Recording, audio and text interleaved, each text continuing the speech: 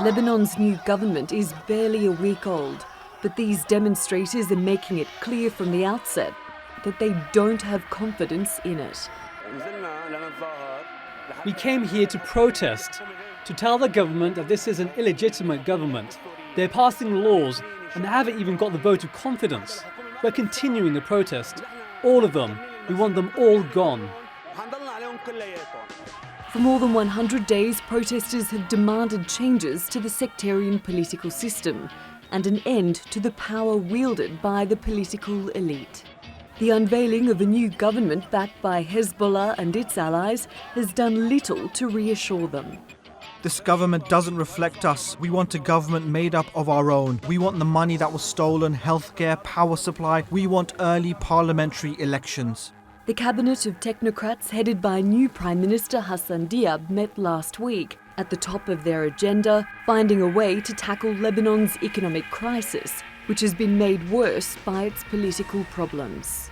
Lebanon is one of the world's most indebted nations, and there are fears it could end up in default. Economists estimate there's been a 30% rise in inflation since October.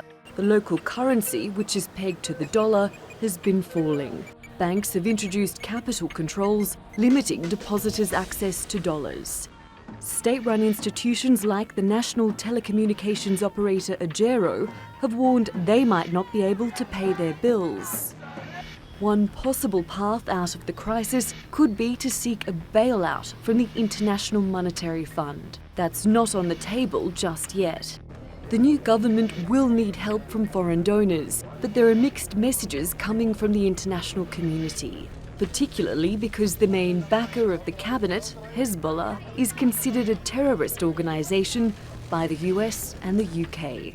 US Secretary of State Mike Pompeo has said only a government that is capable of and committed to undertaking real and tangible reforms will restore investor confidence and unlock international assistance for Lebanon. But French President Emmanuel Macron says his country will do everything to help its Lebanese friends.